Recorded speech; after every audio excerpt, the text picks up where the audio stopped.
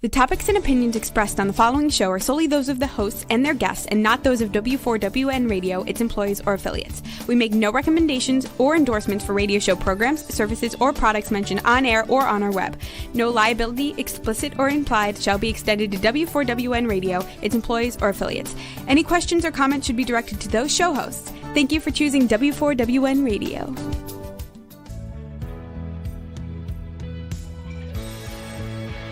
Welcome to Success Secrets Exposed with Sally A. Curtis, where we share stories of challenge, success, and inspiration along with practical tips and strategies to move you forward to your success. And now, here's your host, Sally A. Curtis.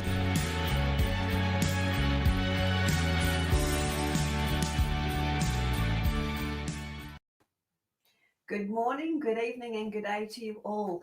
Welcome to a new version of our show today. It's called Marketing Magic, and it's going to be a monthly episode with myself and Celeste. So this is going to be a new show every month, and it'll be the first Thursday or first Friday, depending on what part of the world you are in, each month. So today we're going to be talking about understanding your brand identity and its personality. So for those that are new to the show, I'm a marketing strategist for leadership speakers, coaches, and consultants, specializing in LinkedIn lead generation and content repurposing. And it is my role to help you amplify your voice, your message, and your impact. And I'd like to now introduce you to Celeste, who's co-host with me today. Hello, everyone. I'm Celeste, and I'm also a marketing strategist, over 20 years experience in marketing and specializing in service providers. So our agency not only does the strategy, but the implementation of your marketing tactics. Fantastic. So as we've promised, lots of fun and lots of great tips and insights for you today. So let's kick it off with a conversation of what is a brand identity? And is it just a logo? So can I ask you to kick it off, Celeste? And I think that is so important. I was reading these days, as you start a new business, it's almost like you have your checklist of what you need to do. And you have get your ABN or your registration of your business. In other countries might be different. And get your logo number 2. And I think they're like almost stepping ahead of that step of understanding your logo's identity and personality. Don't you think, Sally? Yeah, very much so. I actually often get asked, oh, Sally, can you help me with a logo? And it's like, yeah, do you know what you're selling? Do you know who you're selling it to? I don't think the logo's now. I think the logo's later. So I actually often do the logos last. Little bit different with my clientele because my clientele tend to use their name as their brand. Yes. But I'll give you a bit of an example of why it's advantageous to not think about your logo first. I remember seeing a client, and it was actually a friend, so it was a friend of a friend, and she was super proud of this new logo that she created, and it was stunning, and it was a beautiful black silhouette of a woman with a briefcase, so sort of typified your executive woman, and it had these beautiful pink wings out the side of it, and it looked stunning. But it ended up later that her target market was men in the financial planning industry, so a total mismatch. Can I just even make a comment on that? Because I had a client just recently. And I think people get a bit, they get it wrong with logos when they go about their personal tastes. Mm. And I think it's important to understand that your logo and your company is servicing someone else. Mm. So that the person you're servicing is the one who should dictate colors, fonts, look and feel, and messaging. And I think that is like your story just highlights that perfectly. She was portraying herself, but what she should be focusing on is that who she's servicing. Yes, yeah. And she hadn't decided that because she thought she was going to go off in one direction and ended up in another direction because the need was there for exactly what she offered. Mm. And I had my own example many years ago when I wrote 2 books and I launched Business Mum Solutions. And I was super excited about it. I was seeing the growth that we now know that women have had in the marketplace. And I remember launching it and being super excited about it. But my community said, Sally, are you only working with mums now? That was the women. And then I had the guys go, aren't you working with me anymore? Won't you be looking after me anymore? So that shift in brand just completely, as you said, disrupted my current community. It didn't actually engage a new community. It actually disrupted the one that I had. So yeah, that was a brand failure. And just to tag on what you just said, we had someone I know. She wasn't a client, but she created her entire website, and she was really look and feel on the website. But at the end of the day, she wanted to service females. And she completely missed the mark there, because today also you have to be in touch of today's reality. Not every female is going to be a mom. Not every female who's your customer wants to have that alignment between their business and the mom life. So, and even me, I'm a mom, but my business, me as a businesswoman and as a female entrepreneur, it's almost like separate from, being a mom. So I think that research, and I think you and I talk about marketing strategies and planning so much, that is so important, because you do that research on your market. And I think that's the key thing is diving into that research. I think everyone just goes into the pretty and the creative and, hey, I get it, I like that much better than doing the research too. But the research is really what dictates what comes next. Do you have some key questions that you ask clients as it relates with that? Yeah, I think the first question is always, who are you servicing? Who you want this product, or I deal more with service providers. So who is this person you're servicing, and really narrow down. And then that's when we really start understanding what your brand's look and feel and personality is going to look like. And I almost like start treating their brand as a person, as a standalone person. And I make these analogies of, your brand is your personality. Who wants to be around you? What kind of people actually want to engage with you as a person, but then talking as the brand? Because that's what it is. People want to buy from brands they align with, that makes them feel good and service them, know how to talk to them. What do you ask your customers? For me, because we generally brand under the name, and sometimes I have the clients that have already got exceptionally large businesses that they've built off word of mouth, so they've never actually had to have anything significant. They've just been very, very lucky based on a really great story or really great credibility coming out of an industry. So one of the common things is when they say, yes, I've got my website, it's under my name, but I don't have any collateral or systems, because I usually come in and help them with the collateral and the systems. Is they go, well, I say, what colours do you want to go? Oh, and they don't actually have any idea. So then my next question to them is, okay, whenever you go to see that, that really high-powered client, that real ideal client, tell me what you wear. Okay. Wow. And then I go, tell me what, and in the example I'm thinking of here, this particular gentleman always wore a particular dark blue shade of jeans, a black or a white t-shirt, and a black sort of a dark grey charcoal jacket. So it was sort of that blend between casual and professional. And then I asked him, so okay, what other colours have you got around your office? What's your colour of your diary? Those sorts of things. And he'd always, like all of us, because most people know I've got red everything. He had a bright shade of blue, and he had this sort of mustardy gold colour. Not a lot of it, but there was a few repeating things. So with that, how do your clients usually see you, and what do you resonate with? We actually chose brand colours for him that represented how people already saw him. So it was already a demonstration of him. and that's aligned to who he was. So that's amazing. One thing that I struggle with my customers, because they are service providers. So, and I would give a hint to everybody listening, if you're in the process of starting a business, and it's just they try to be way too creative with names and imagery, and it kind of like people see it and they're like, I have no idea what kind of business this is. So creativity is great, but it has to make sense within what you selling or what kind of service you're providing. Please don't try to go too creative. Sometimes it just hits the mark. Yeah, I was on a mastermind call a couple of nights ago, and one of the girls had the most stunning imagery. It was a beautiful image of her, and she had created this beautiful, I think it was a YouTube banner she was actually showing her.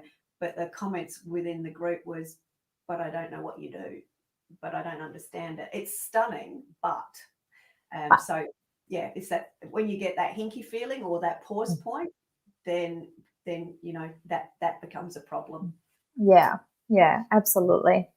It's and I think branding is a very interesting topic, and I think our conversation, like, hopefully will spark really questions in people's minds, because I think that's where your brand is really going to start shaping up, is when you're asking those questions and you're trying to get the answers to them. But yeah, I think, try to go through the research and data more than the pretty little thing. Yeah. And I think when you're engaging with a graphic designer, make sure that you engage with a proper marketer as well, who can do that customer avatar for you and the industry research, because graphic designers are amazing and they have a certain skill set that I know I don't have, and I don't know if you have, but it's a different skill set. But at the same time, they're dealing with a briefing. Yes. And that briefing is key to your branding to really shape up the way that's going to help your business grow. So, and I think that briefing, sometimes lots of business owners don't know how to give it. Yeah. Oh, what colors do you like? Oh, I've seen some templates from graphic designers that I was like, oh, what colors do you like?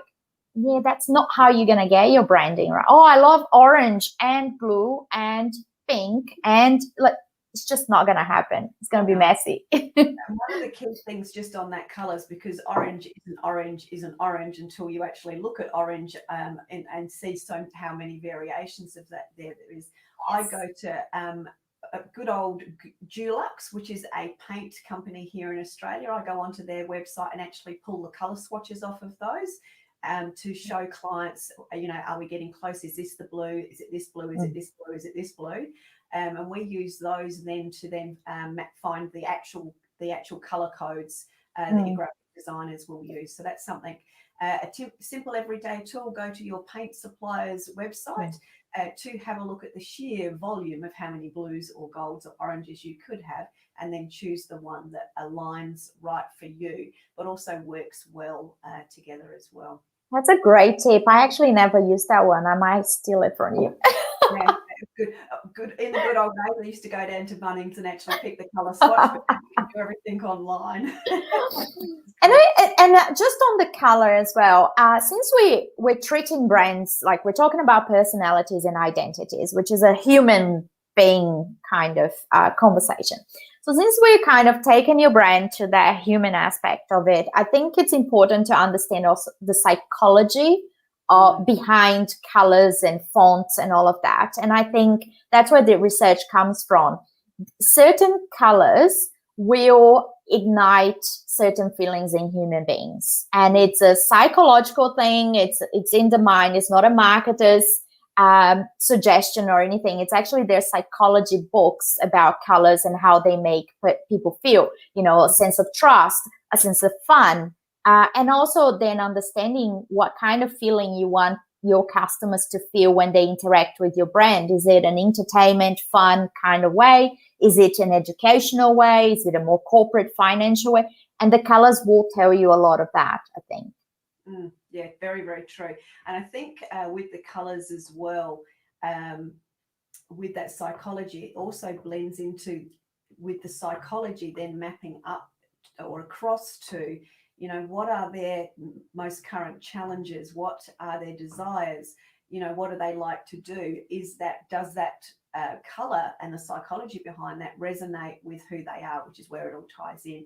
And we've just had a question pop up in the chat box, which is how much does branding have to convey?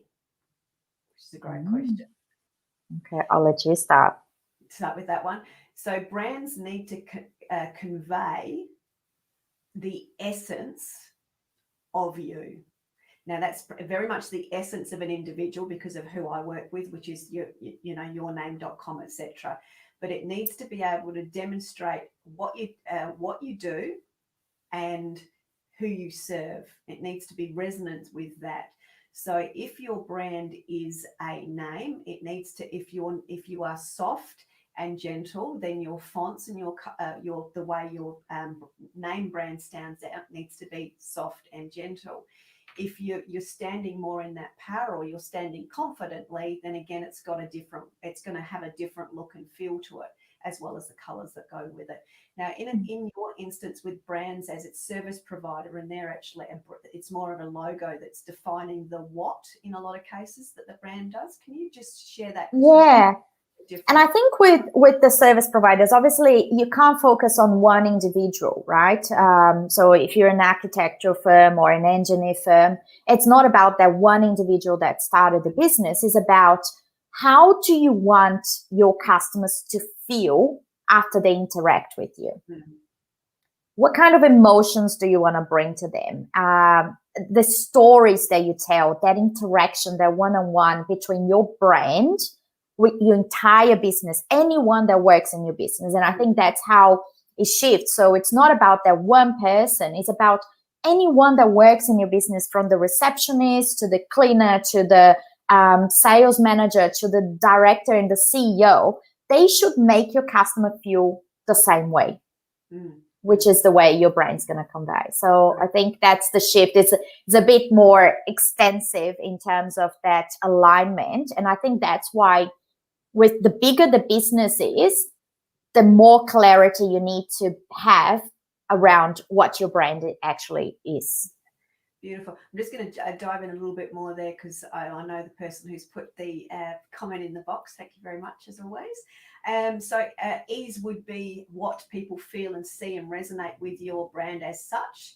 The thing that you do, which is helping people enjoy being their true self, is the story that you tell underneath it, is your messaging. So your positioning and ease is the brand, the logo, the presence that you demonstrate. And then the stories that you tell is it's diving into how can you help people do that? What does that mean for people? How does that help them transform their way of thinking, their way of doing things, etc.? And I think it's painting that picture, isn't it? It's like, what is their pain point today? How are they feeling today? And then what's the journey with your brand, and what does it look like? What's a bright new day? Brand new day is gonna look like for them after you have supported them. Yeah, beautiful. Well said. Thank you. So one of the other questions that we get asked a lot, and I'm sure you do as well, is around the brand's purpose. And I know we've sort of talked on that as well.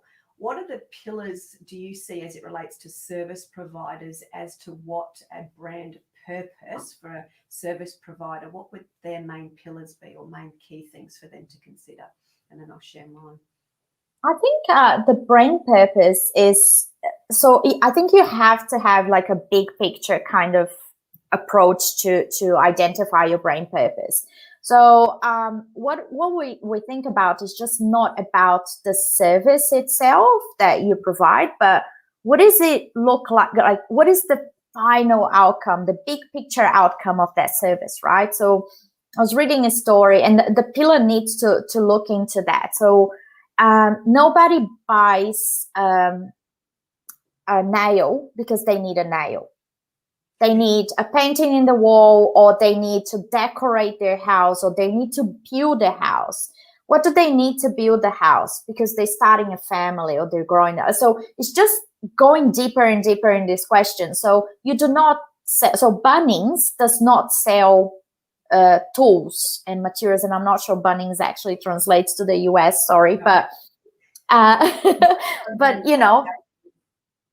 yeah, so you're not selling tools, you're selling what these tools are going to do for your customer after. And I think with the service providers that we have, it's that outcome. So you don't hire an accountant because you just need this tax return. You hire an accountant because you're growing your business, so it's just going deeper and deeper in those questions, I think. Yeah. And for me, I always refer to it as the brand's purpose is to share the transformation, and it's not your transformation, it's the transformation that the client is seeking. So if you're a leadership consultant, you've got clients whose teams are dysfunctional, for example, and the transformation is, what are the steps that I need to do to help this team transform? What is transformation for that team? Is it relating to trust? Is it relating to communication? What is it literally the before picture of the problem, and what is the picture of where they're wanting to head? And that's being able to share that and articulate that in their everyday language, not your language, but in their everyday language, so they go, yep, that person gets me. I understand what they've said. I think when you get into business, and I know I was terribly, terribly guilty of this, I wanted to appear extra clever. So I used lots of great phrases and lots of stuff I'd learnt and all those sorts of things. But even when I went back and was reading it later, it was like, no wonder nobody got what I did, because I didn't understand it when I read it later. So it's remembering to do your communications in their everyday language. Oh, absolutely. Because it has to sound organic. It has to sound like a conversation, right? Especially with social media, all these new channels that we have that we've been having for a while. But these channels, like, you can't write on social media in any different way than you would be chatting to someone. So, and that's so important. There's a saying that is like, being a good marketer is not about you looking clever. It's about making your clients feel clever. It's about making them feel that they're hitting the mark, that they're achieving, and they are, achieving their goals. Yeah, that they're heard, that you understand them, and that you are the person to help them along the journey of that transformation. Yeah. Well said. And one of the other areas that people get stuck in is, as it relates to their brand, is, how do they position both heartfelt and headfelt conversations? Are they, and I see lots of people go down an avenue of, I'm very, very heart-centered, or I'm very, very logical. And that is right to a degree, potentially, for the audiences that they serve. Do you have any comment on how that transposes for the service providers? Absolutely. I think one should never exclude the other. So you need the heartfelt and you need the mindfelt, because once again, translating to being a human being, we need our emotions and we need our intelligence to make the best decisions in our day-to-day life. That's the same for your brand, and that's the same way. At the end of the day, businesses are people. Your brand going out to the world is communicating to human beings, whether they're CEOs or they're a small service providers or they're a startup who has no employees or a solopreneur. They are human beings. And we have research after research in terms of marketing saying actually human beings make the final decision based on their emotions, but they do need the facts and their brain to tick that box and saying, okay, your emotional decision is okay, go ahead. And that is the perfect cycle for someone to really invest in your business by buying your products or getting your services. So in my case, lots of my service providers are dealing directly with CEOs or board directors and things like that. Those people need the data. They need that number to back up their emotional decision. Yeah, absolutely. And I'm finding with mine, because a lot of my community are dealing with the high end of town and selling programs and packages into corporate, etc.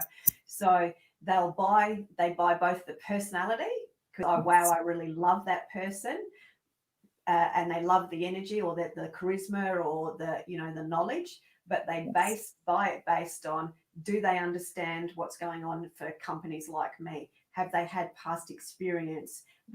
Can they help me actually really, have they been there, done that experience of transforming teams like mine, as an example? So it is very much that combination when it comes to that buying process. And this is the bit that I think is the key element to sort of to stress here, is the brand personality and identity is great, but you've also got to be really conscious of the buying decisions that your audience or that the audience makes. And one of my great mentors always asks the questions: are you easy to buy? Have you demonstrated that? Does that make you easy to buy? Do people understand you? And we often talk about, keeping the content and the information and the explanation down to an 8 to 11-year-old. If they can understand it and they can go yes and buy it, and you want those hell yeses versus not quite sure. not sure. So it's, it's a combination of being able to demonstrate both headfelt and heartfelt, because people buy on emotion, but they back it up with logic. I think I've got that right. They do. Yeah, absolutely. And, just always remember, you can have 30 different automations happening, and at the end of the day, you're dealing with a human being. Yeah, very much so. And that's in keeping the conversation light, and that talking about automations and those sorts of things, which is the systemization side of things that we do, is people again get too clever with that, their little messages that they're putting out to people. It's like, just make it a coffee conversation. Do it as though you're speaking to them actually really, versus making it sound like someone's actually spent too much time typing this and now it doesn't feel human at all. Yeah, absolutely. Excellent. And how does a brand, when you've got your brand identity and personality right, how does that go about attracting the right clientele? I almost feel that if you get it right, it will happen organically. I think when you know who you're talking to and you're using the right tone, just remember your brand also has a voice and a tone, and it will all be aligned to the look and feel, to the imagery, the photos. If you actually have that nailed, the right people will come through the door. Obviously, as long as you're using the channels and really getting the content out there, I think you will start attracting the right people. How do you feel? Yeah, very much so. I'm going to go back. I'll just pause and go on my rant of, understanding your ideal client in a minute. But I think it's very key to say that it's absolutely paramount is if you've invested the time and you've got your brand personality and identity right, you need to know which channel your clients are on. There's no good being on Facebook if your clientele are on LinkedIn. There's no good being on Twitter if they're over on YouTube. You need to know where they hang out. They'll hang out in a particular platform in a particular way at particular days at particular times. That suits them, not you. That suits them. You just need to know them intimately enough, who they are, what they like, why they go to certain places, what makes them feel good, where do they go for knowledge information, who do they hang out with, who do they, what groups do they drop into, where do they go when they're feeling happy, where do they go when they're feeling sad. If you know that well enough about your clients, you can be there for them when they need you most. And can I make just a little addition to that? And I think it's all about, I know you work with your clients about the systems and putting things in place. So, your little company is sticking along nicely. I was talking to a client the other day. Her target market was moms. And she was posting, and she was posting on social media great content, amazing content, and was getting no engagement. So she came for a coaching session for us to understand why she was getting no engagement. The only time of the day that she had time to do her posts, and she wasn't kind of getting ahead, so she was doing something that was working for her, was the school drop-off times and the school pickups. when moms are not engaging because they just picked up the kids at school, they're sorting out dinner, kids are hungry, tired. If you have children out there, you know exactly what I'm talking about. And that's when she was posting, when it wasn't a suitable time for the client. So once again, as a business owner, do it in a way that works for your client, not for you. Yeah. And I think that's so important. Sometimes business owners, they do things because, oh, that's the time that works best for me, or that's the way that works best for me. It's not about you. And I think that's the thing I talk to my clients the most and repeat all the time. It's not about you. Correct. And if you are not available at the time that your clients need to engage, make sure you get systems in place, schedule things in advance, have support, outsource, so those things are connected. Yeah. Absolutely. And for my audience, depending on the clients that they're looking for, we predominantly use LinkedIn, obviously, and it's so not about your timeframes. As an example, me and many of my clients, because as consultants, we're often on LinkedIn daily or at least every other day, but the high-end CEOs are only on about every 28 days.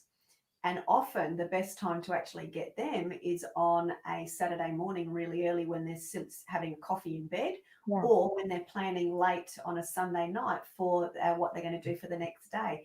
But they're only on there once a month. So my audience will say, well, how do I get in?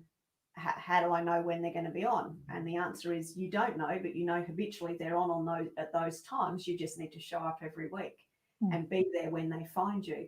And knowing that, and then gauging the engagement response will also enable you to tell if the trend has changed, which of course it will, because the minute you get it right and you go, "Yoo, I finally found it," something will happen. That's welcome to marketing. To marketing and humanness all over. We change a lot and grow, so you need to be able to be aware of that. And as you've just seen with us, with our personality, you know, that's part of our life. That adaptability, I think, is very key from a brand strategy perspective. Yes, absolutely. Strategy. Yeah, beautiful. Do you have any questions or any extra insights that you want to share with the group? I think just from a brand perspective, just to go as deep as you can and really forget logos. If you're not ready for a logo, don't do a logo until you really understand what your client is expecting and getting from your business and from your products or services. What solutions are you providing? And also just make sure you narrow that audience as much as you can. Nobody services everybody. So just please, who are you selling to? Everyone. I want to sell to everyone. It ain't happening. No. Unless you're, and not even Coca-Cola can sell to everyone. So, Nike can't sell to everyone. If those guys can't do it, trust me, your brand needs to narrow it down. And you might really benefit from having a marketer sitting down with you and really getting through those questions with you in your marketing plan. Yeah. And I think too, and I've just pulled up some questions that I think we can share with the audience, and I'll get you to add to any of it. But I think the element there is you often know your client way more intimately than you actually first think. And when you're struggling through it yourself, and I know this is my experience, I always go and seek outside support. We often know way more than our brain lets us bring forward. So you often need somebody else to help you work through those questions. Yes. So I think that's a key element too. But it's also about, knowing who your clients are. Are they male or are they female? What age group are they? What do they like doing for fun, for recreation, for learning? Why do they buy? How do they purchase? Do they go buy from websites? Do they go in your case with service providers, do they go into buildings, or do they go in online and then into a building? Do they have budget constraints? What makes them feel fantastic? What annoys the crap out of them? What level of customer service do they expect, or etc. How do they feel about your competitors?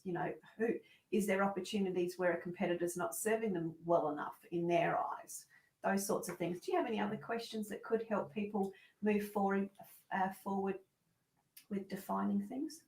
I think it's just to keep in mind, I think your questions are brilliant and they're like what I usually dig deep as well. But I think it's just understanding that the days where mapping out who your customer is really was just between male, female, 30 to 50 are gone.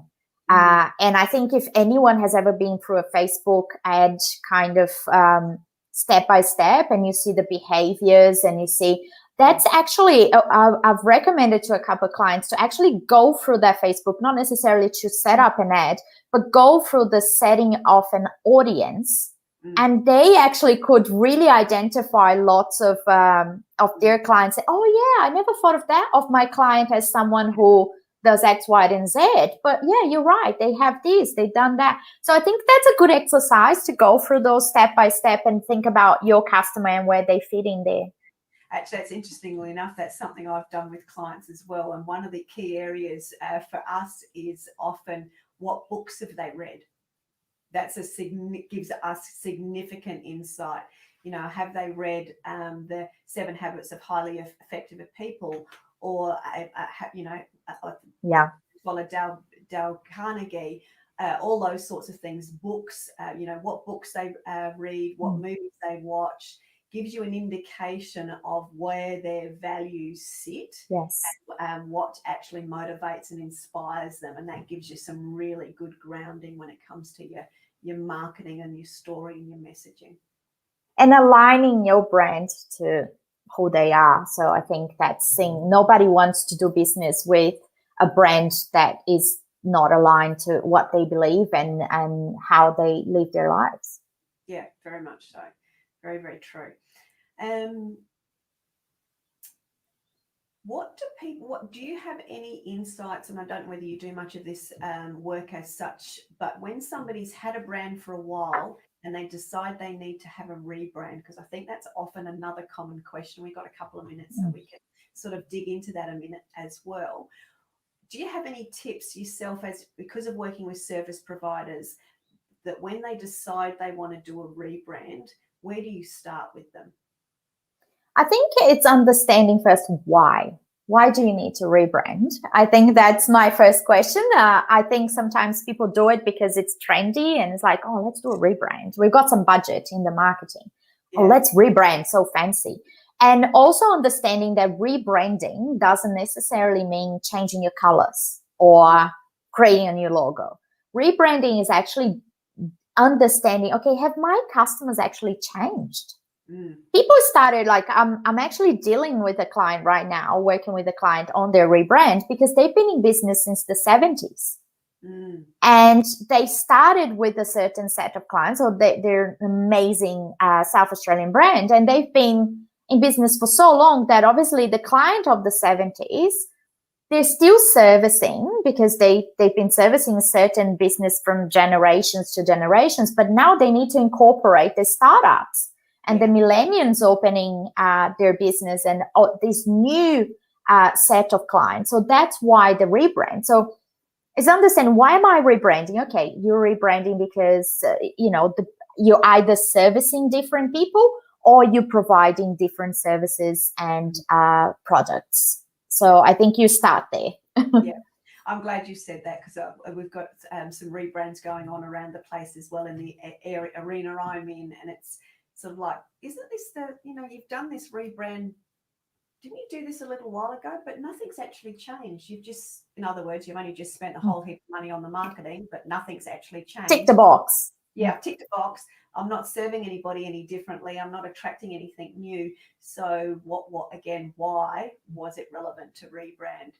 Was it just a nice thing to do to use some money up, or was there actually a real strategy behind it? Is there, as you say, new clients to resonate with? Is there new products to offer these clients in a different resonance way? That and the rebrand is to support the existing brand, not to create a change. It's to add value. Can I just add to that very quickly? Because I was listening to a podcast with Zeph Gordon yesterday, and I think in the US he's famous everywhere. And he was talking about going back to clients and saying, why are you doing these? Why is you hiring us to do this? And he said, if lots of people were actually to be honest in the clients, they said the answer would be because my boss told me so. Because my boss said he wanted this marketing money spent. And he said, you really, with the service providers that I deal with, because they're sometimes bigger businesses, is also understanding, is your boss asking you to do this? And you're just trying to respond to that. And as a marketing manager, I had many heated conversations with CEOs that were my bosses that I actually pushed them back and said, no, you don't need to spend money on these. There's no purpose. There's no goal. But also, have that insight of like, am I doing this because my boss has been saying we need a rebrand because you had this logo for so many years? And if so, maybe try to have more conversations with your boss, maybe bring some wine to the table and have a chat. Yeah, I think that's very important. Not the wine is important too, obviously, but having those tough conversations, because I that's just brought up an experience of me when I was doing some work with some employed work, in actual fact, and the client wanted me to use these particular photos in the marketing. And it was like, no, I'd rather wait 2 more weeks to get proper photos, because I knew the photos weren't right. And I kept saying, they're not right. They're not right. They weren't significant enough for the brand. They were a little bit more sort of mundane. And no, use the photos. And I went, okay, I've got to do what I'm told. I used the photos, and it was like, yep, I knew this was going to waste. Because it wasn't, in that particular case, it would have been better to have photos that were aligned to the essence of the brand. Instead of having boring beige vanilla, we should have had, awesome photos that just were like brilliant, and we didn't. And then as a result of it, it was like everyone went, ugh.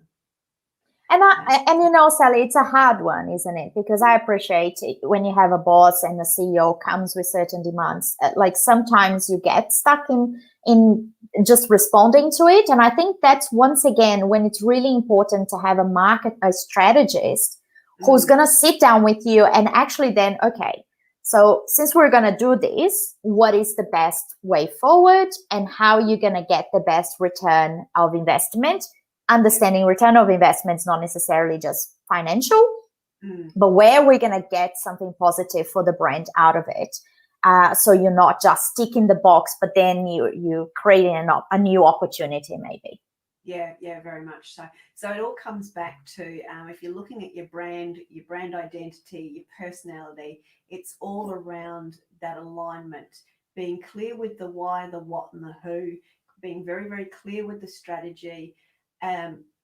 Even creating it, living with it, breathing it for a little while, but perhaps before you launch, because I know if we rush too much, we always want everything yesterday, but sometimes it is good to take that pause to really see and really embody, is this the right time, the right colors, and the right message for my audience to hear it? Agree, 100%. Yeah, beautiful.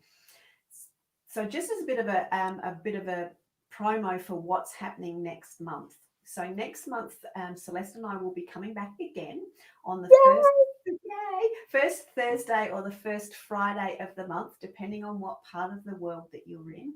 And next month's topic, so it'll be around either the 6th or the 7th of May. And we're going to be talking on tools and tips to increase profitability. So different things that you can use and do to increase the profitability in your business. So we'll be talking on all things tools, tips, and profitability in next month's Marketing Magic on Secrets Exposed. Now, next week's guest is Gary Dooley. Now, he's going to be joining us to talk about phenomenal teams. Now, for those that know me, I use the word inner genius a lot. Now, Gary's inner genius is really creating phenomenal teams. He does this at the very, very high end of town. He works with very, very, very large organisations here in Australia, and is often the coach to 180 different staff members, really getting that team to align and transform. One of his soapbox moments, so we're kindred spirits, we both carry our little soapbox with us, is that team building is not about doing team fun day events for team building. And if we want to get him started on a rant about what team building really is and how you actually create sustainable teams that perform at an ultimate level, then do join us next week's show for Gary Dooley talking on how to create phenomenal teams. We'll be talking about building trust, building security and communication. And Gary is the most down-to-earth person you can imagine. So that's going to be really good. I can't wait. Yeah. So we've run ahead of time today, so we actually do have a couple more minutes. So do you have any final tips that you would like to share, Celeste? Oh, I think really for business owners, I find that sometimes when they seek about brand, like see things a bit differently, really think below, like ahead of what are you trying to achieve, who you're trying to ask those questions. The other thing I was going to say is that forget about your personal preferences. Just, start seeing things through the eyes of the customer. Or your ideal customer if you don't have one yet, if you're starting. I've dealt with clients before also that they just taken advice from different people and things got really confusing, like we're doing their logo and they were making changes that made absolutely no sense. So when it comes to your branding as well, if you're going to seek opinions, feedback outside of a marketer, make sure that the people that you're seeking the advice from, they feed into your customers' kind of shoes as well. Yeah. Because asking your mother-in-law what's her opinion about certain colors is not going to help your brand. I remember this client, we made 17 changes. And at the end, I sat with him and I said, it's just never going to work. And you'll never stop making changes because there's always going to be someone with a different opinion.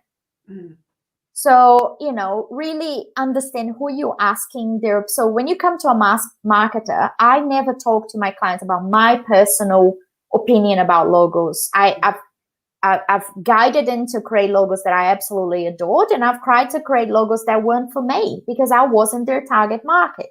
So I'm using research and data to drive my conversations. So I think, just be aware of people's opinions when it comes to branding as well, please. It can get really messy. You saw me writing notes. I was just writing advice versus opinions. So I'm glad you came to that point. The difference between advice and opinions, just adding to that, is advice is from those that are your target market, or those that are marketers that understand your target market or can help you understand your target market. Opinion is, but I don't like that color, and all those sorts of things is not going to help you gain clarity. Trust yourself, trust your instincts, trust what your audience, the ones that you are selling to, say. Absolutely. That is it, because it's never about you. It's not about your mother-in-law.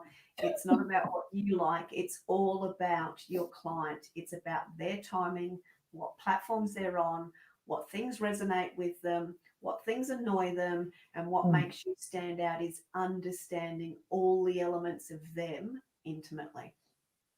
Absolutely. And I think, once you get different opinions from different people, it can get really messy and you can actually get lost in what was the brand to start with again? What were we trying to achieve again? I completely forgot. So be mindful of that because everybody's got their 5 cents in to give these days. I've seen a lot of business putting it out on social media saying, we're thinking of these or these as a logo. Which one do you prefer? Don't go to the general public and ask their opinion, please. Yeah, I'm so glad you say that. I see that so much on social media too, and I just sort of see all the different comments coming in and going, oh my God, that's getting so confusing. And the worst place that you can put yourself is further confusion. When you start this journey, you need to seek clarity. Seek people that will help you get clearer. Absolutely. So thank you very much for joining us on this show. We will see you again very much next month on either the 6th or the 7th of May. And we will be talking on Marketing Magic, on tips, tools to help you increase your profitability. Thank you very, very much. And if everyone can thank Celeste for joining us on a monthly basis. Thank you. Thank you so much. See you next week. Take care. Bye. Bye. That's it for this week's episode. Thank you so much for joining us. I trust you got some inspirational tips to move you forward. See you next Thursday at 7 p.m. Eastern for more Success Secrets Exposed.